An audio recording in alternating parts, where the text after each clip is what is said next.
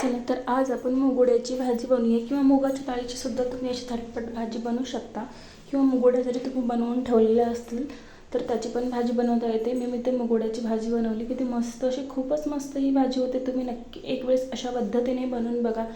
जर मुगोड्या नसतील तुम्हाला झटपट मुगाच्या डाळीची जर भाजी बनवायची असेल तर तुम्ही 4 ते 5 मुगाची डाळ आपल्याला भिजू घालायची आहे. मग 4 ते 5 तास झाल्यानंतर छान डाळ आपली भिजल्यानंतर मिक्सरमध्ये काढून माझी इथे आलूच्या भाजीची एक रेसिपी आहे ती तुम्ही एकदा जाऊन चेक करा. तशा पद्धतीने तुम्ही त्या भाजीला वाफवून अशा मुगोड्या टाकून ती भाजी पण अशी झटपट अशी बनवता येते. त्या पद्धतीने तुम्ही नक्की बनवून बघा. आणि जर मुगोड्या जर बनवल्या असतील तर अशा पद्धतीने तुम्ही नक्की भाजी बनवून खूप सोपी आहे.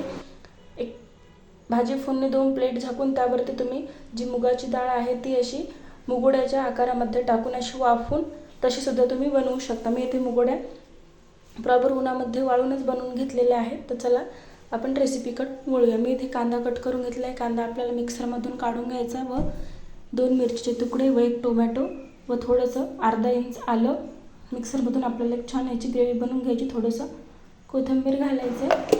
छान अशी मस्त एक बारीक पेस्ट करून घेतलेली आहे.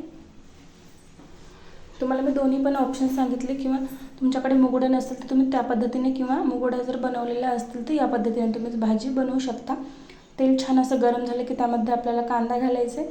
कांदा छान असा परतवून घ्यायचा. कांदा व 1 मिरची टाकलेली आहे मी. छान कांदा लालसर होईपर्यंत आपल्याला परतवून घ्यायचा आहे. जिरे मोहरी घालायचे 1 चम्मच. जिरे व मोहरी घातलेली आहे ते पण छान असे तडतडू द्यायचे आहे आपल्याला. ती आता पेस्ट जी आपण काढून घेतली होती ती यामध्ये घालायची आहे. आता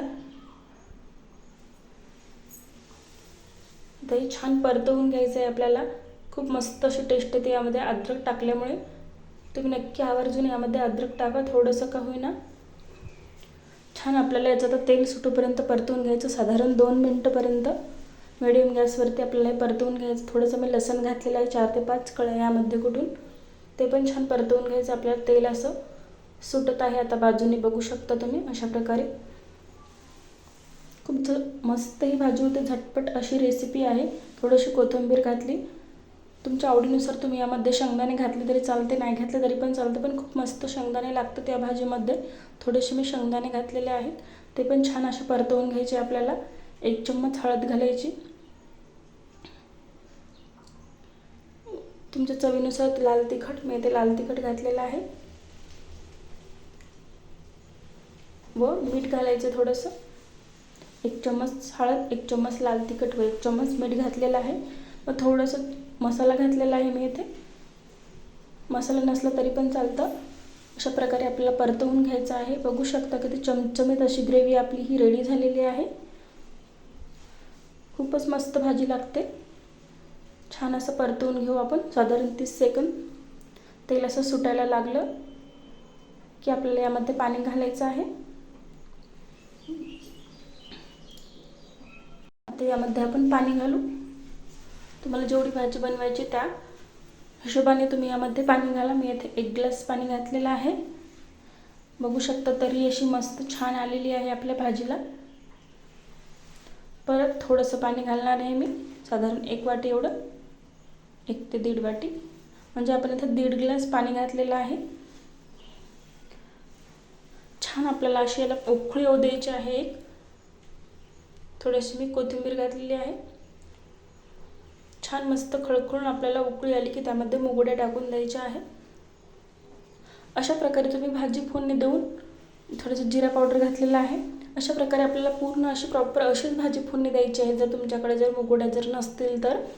व आपल्याला डाळ भिजू घालून त्याची पेस्ट बारीक करून यावरती प्लेट झाकून एखादी जाळीची वगैरे प्लेट असेल छद्राची तर त्याच्यावरती अशा छोट्या छोट्या मुगोड्या टाकून वाफवून सुद्धा तुम्ही भाजी बनवू शकता. आता यामध्ये आपल्याला मुगोड्या घालून घ्यायच्या आहे. साधारण 2 मिनिटांमध्ये पण ते मुगोड्या रेडी होत येतात. पण त्या डाळीमध्ये थोडंसं आपल्याला बेसन घालायचं आहे 2 चम्मच. जर तुम्ही लगेच झटपट अशा मुगोड्या जर बनवून भाजी बनवत असाल तर. आता आपल्याला खूप असं पाणी दिसत आहे पण हे पाणी बऱ्याच प्रमाणात कमी होतं. खूप मस्त अशी भाजी होते. पाणी भरपूर लागते आपल्याला या मुगोड्याच्या भाजीला. बघू शकता मस्त आपली भाजी ही 2 ते 3 उकळ्यामध्ये म्हणजे साधारण 2 ते 3 मिनिटांमध्ये आपली भाजी ही रेडी होते. तर आता प्लेट झाकून आपण ठेवून देऊ.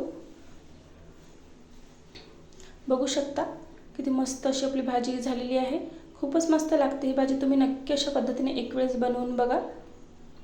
निम्मे पाणी आपलं हे सोकून घेतलेलं आहे आपल्या मुगोड्यांनी. निम्मे पाणी राहिलेलं आहे भाजीमध्ये. शेंगदाण्याचा कूट वगैरे काही घालायची गरज नाही. मस्त अशी ग्रेव्ही येते या भाजीला. आजची रेसिपी कशी वाटली कमेंटद्वारे नक्की कळवा. व्हिडिओ आवडला असेल तर एक लाईक करा. चॅनलला सबस्क्राईब करा. अशाच नवीन नवीन रेसिपी तुम्हाला बघायला मिळतील. चला पुन्हा भेटू पुढच्या रेसिपीमध्ये.